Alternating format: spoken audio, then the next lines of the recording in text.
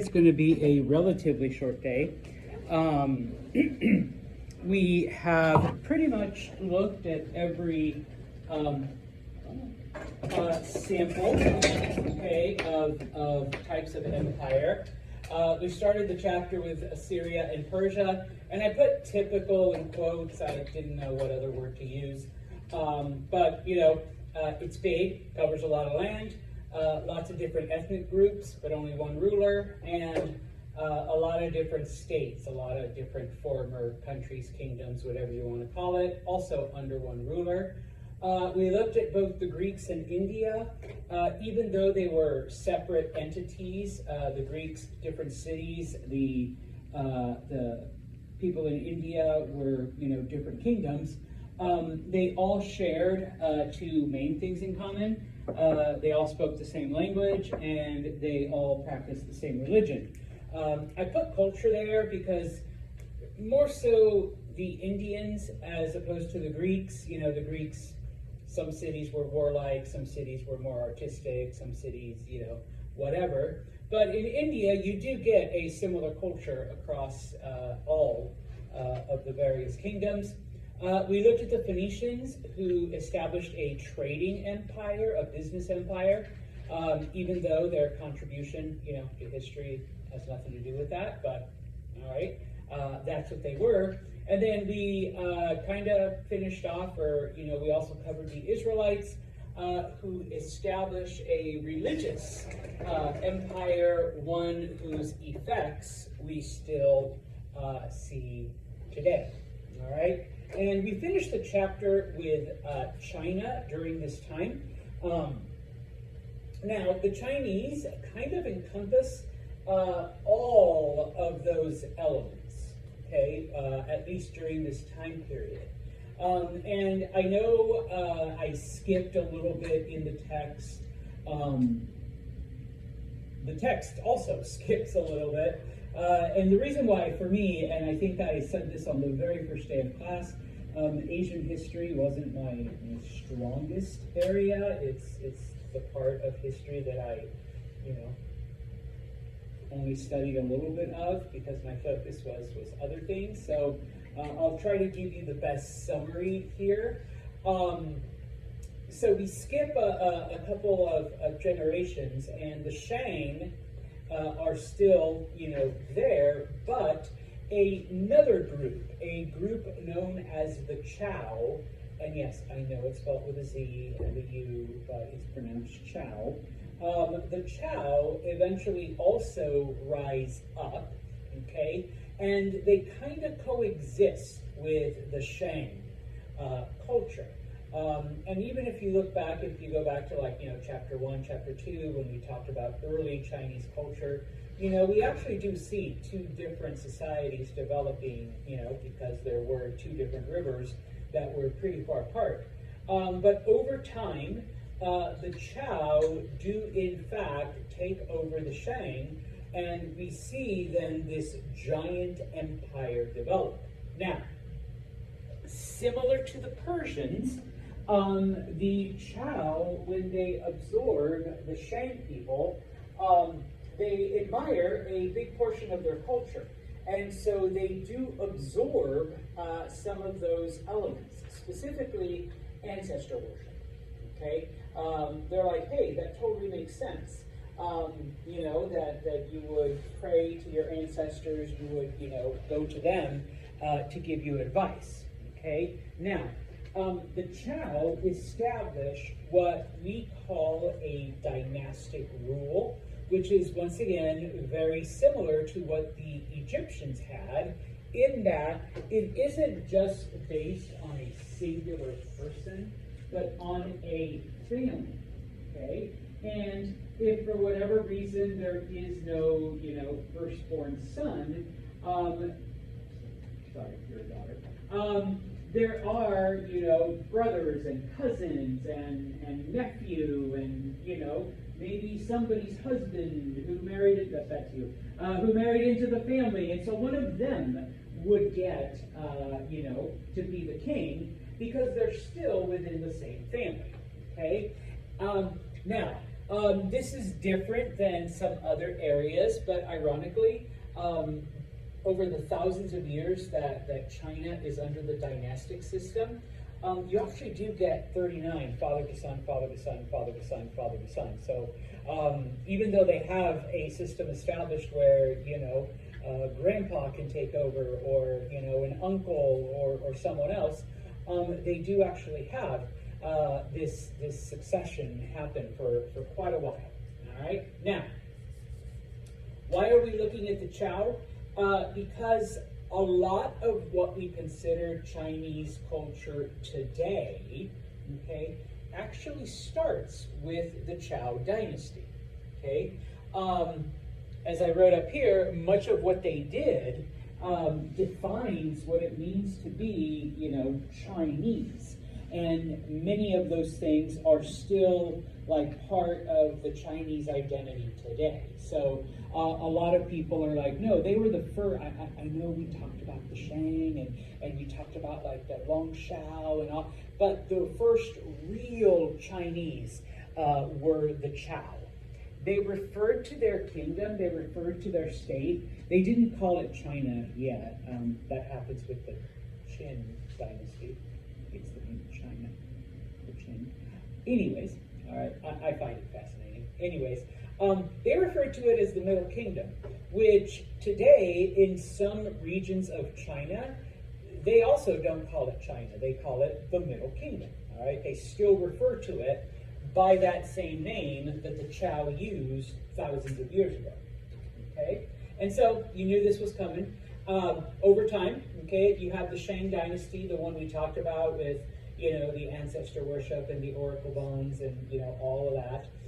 And then at some point, the Chow dynasty rises up and it grows, and it eventually surrounds the Shangs. And then, of course, like I said, they existed side by side for a while until the Chow conquer the Shang, okay? And so eventually all of that becomes China, or in this case, the Middle Kingdom, all right? Now, the leader of the Chow, the first leader, the one who led this conquest, was a man named Wu, all right? He gets the title of king, all right?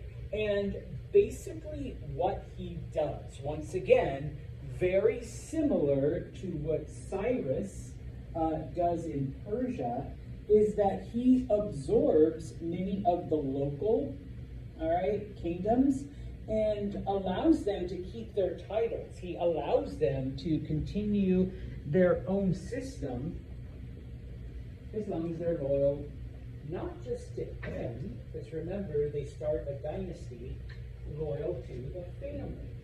Okay, we're your rulers, type of thing. Okay, and I got just a teeny bit ahead of myself, like I said right before. The Chow are considered the group that unify China. They bring it together. They create that Chinese identity. Okay, now I promise I'll come back because I see some of you taking notes. Don't panic. Okay. When we started talking about Chinese cultures and whatnot, you had a society, near the Yangtze, and you had a society near the Yellow.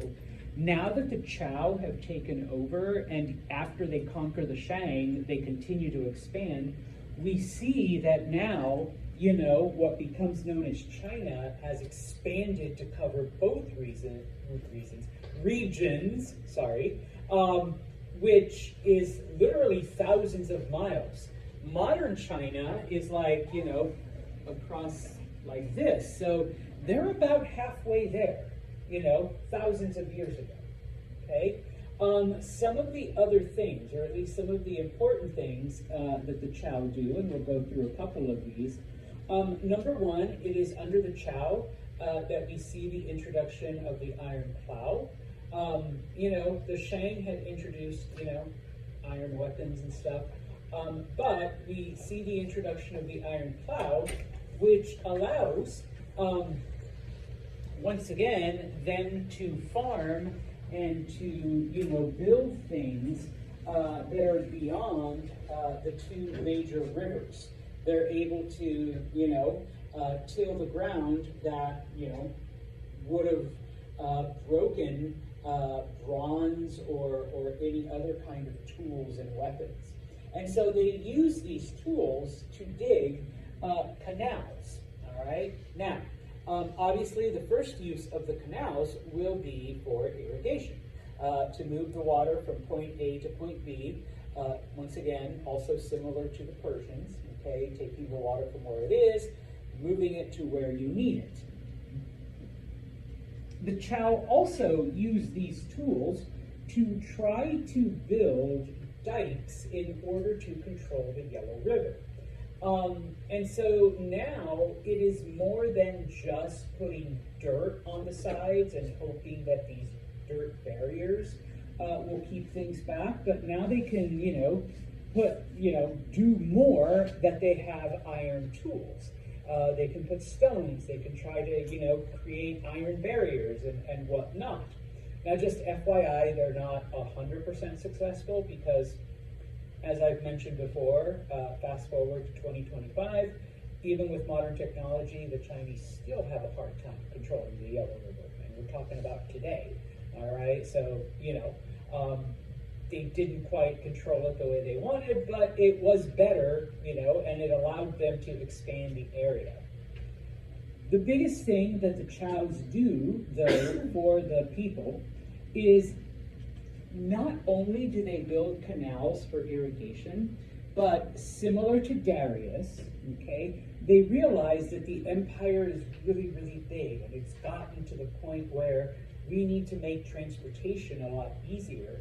But instead of building roads, the Chao build canals for the sole purpose of transporting people and material. Now, they do use them to move water, but their primary purpose is to move people, okay? And so, the first canal, it basically starts to connect the different portions of rivers to other rivers and lakes to, other lakes and to rivers and such, so that you can travel from one point in the empire to another, okay? So instead of taking the Royal Road, you take the Royal Canal, all right, from point A to point B, all right? Now, this is probably the biggest thing, okay, that we get from the Chao dynasty. And once again, it kind of combines this cultural element and this religious element that we see in, the Israelites and the Greeks and the Indians and whatnot, okay? They come up with the concept of the mandate of heaven, all right? Now, I'll sit down, all right? The mandate of heaven basically established that the ruling family was chosen, and at first they talk about the gods, but as time moved forward, and we see Chinese philosophy, take hold and establish itself, and so through later generations, and whatever you want to call it, it's the universe or the heavens, or if you think back to the whole concept of yin and yang, the force, the good force, or whatever, that they have chosen this family to rule, okay? And because the universe is in constant, fluidity, trying to balance itself, because, light, dark, good, bad, cold, hot, all of that, it is the responsibility of the ruling family, okay, to continue that and to try to help the universe maintain its balance. So, as the ruling family, and especially as the king, it was your primary responsibility to bring balance to China, to the kingdom, all right? Because that's like the earthly manifestation of the universe, because that's what's trying to happen, okay? And so, as long as you maintained that, then once again, whatever you want to call it, the heavens or the universe or the force or, they continued to bless your family, and you were the chosen ones. You were the ones that were going to lead China. All right? Now, this system basically stays in place until 1911 when the last emperor of China is deposed. Okay? So through thousands of years, this is the way the Chinese think when it comes to their leadership and their kings and their rulers and their emperors. All right? When I ask you about this, or when I ask you to explain it, you can do something like this, or be prepared to draw a circle, okay? Because this is the way it went, okay? They called it the dynastic cycle, all right? You have the Amanda clan, okay? All right, the family that is chosen to rule over China, all right? You're this new dynasty. And because everybody in Amanda's family and everybody who rules understands that you're partners with the universe to try to maintain balance and harmony and order, okay, except your specific responsibility is China, the Middle Kingdom, okay? You bring peace, you build canals and establish trade so that the people are happy and prosperous. You give land to the people so that they have food to eat and farms and a profession. You protect them from outside invaders, from all of this other stuff, because you're the king and you're the universe's agent here on Earth. So you guys are responsible. You feel responsible for the people, and this could continue for generations, many generations. Okay, hundreds of years. All right. Of course, we're human. All right, and they say that power corrupts, and so at some point, sorry, Amanda, your family becomes a corrupt rulers. Okay. They start taxing the people too much. All right, we need more money, so we're going to raise your taxes. They start taking away freedoms and taking away people's lands. They start to, impose restrictions on them and take away their rights and, start to treat them unfairly. They become, dictators and this whole thing. Okay, they stop building canals and maintaining the public stuff that's already out there. And so the Chinese believe then that at some point, the universe is going to take away its favor. Like, you're no longer the chosen ones. Okay? How do we know that Amanda's clan is no longer the chosen family? There's all kinds of natural disasters. There's floods and earthquakes and volcanoes and outbreak of disease and rats and, all kinds of stuff. Because obviously that's the universe showing that they're unhappy with this ruling family. Invaders come in and the government, the army is unable to stop them. They have no ways of fighting back. There's banditry, the people rebel, and so people are like, you know what?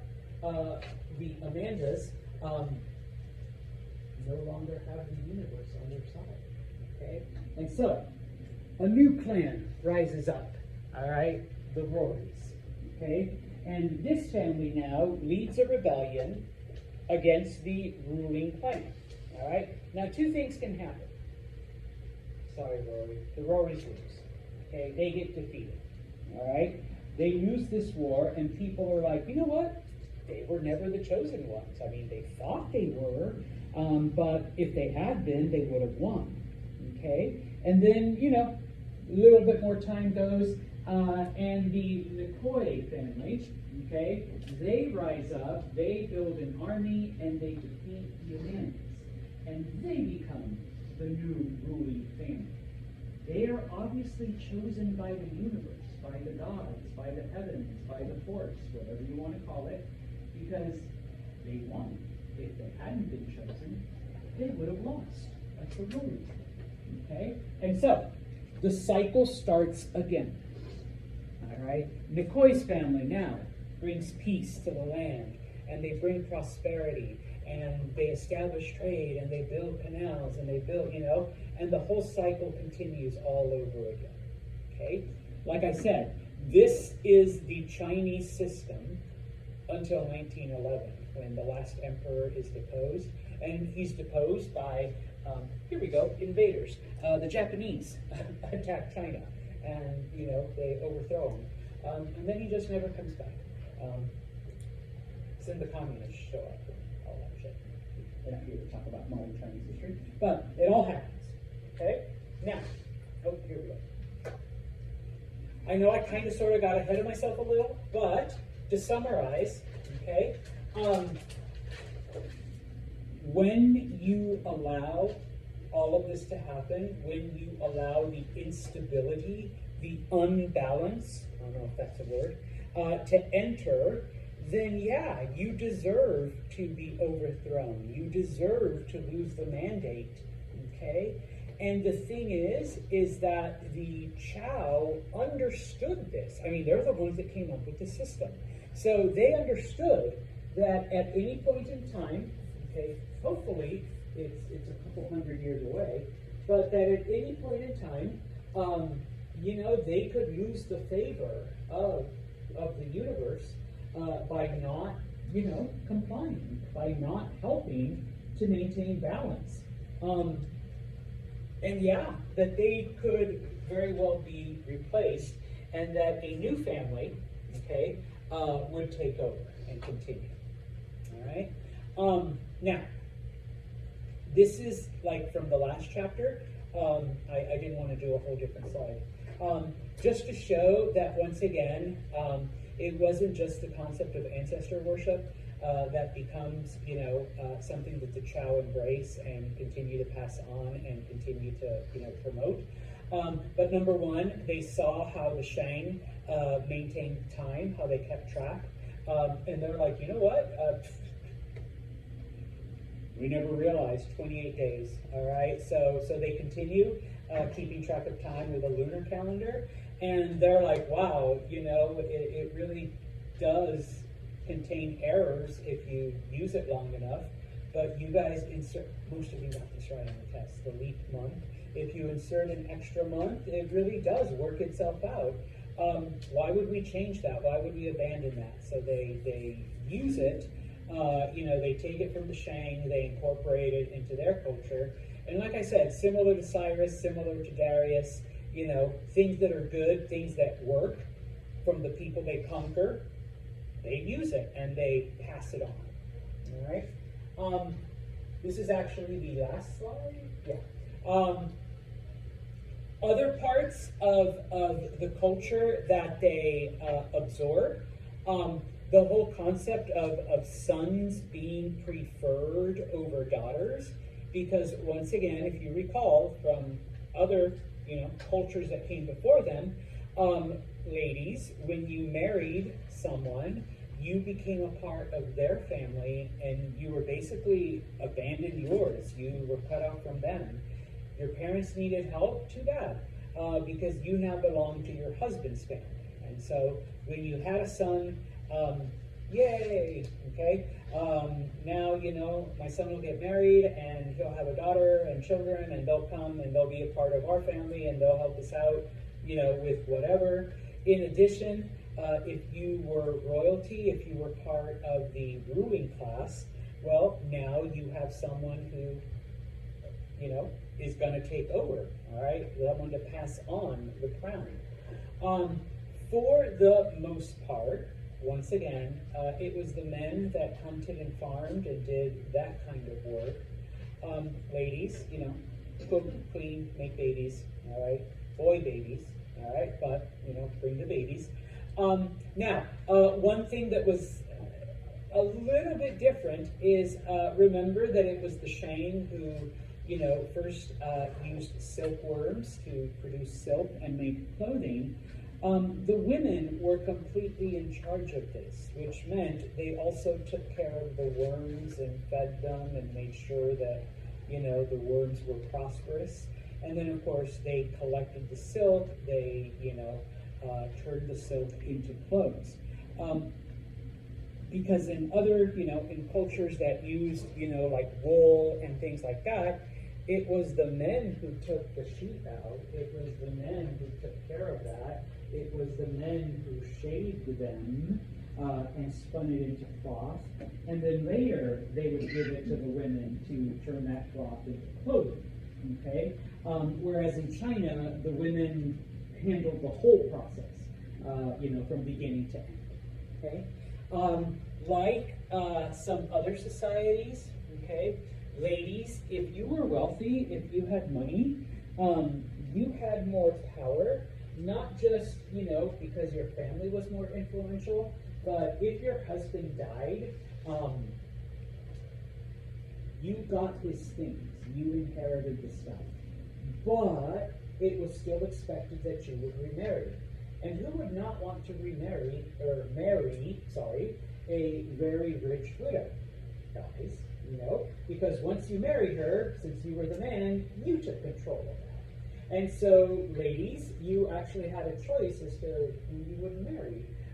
If you, in fact, were looking for a second or third marriage and you had inherited all of this stuff. So women had a little bit more power, a little bit more control than in other societies. Okay?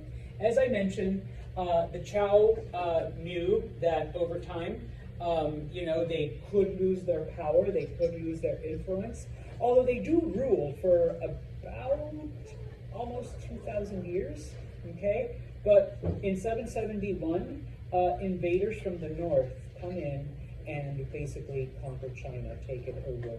And of course, they accept it because we obviously lost the mandate. Please don't leave. On Monday, we will start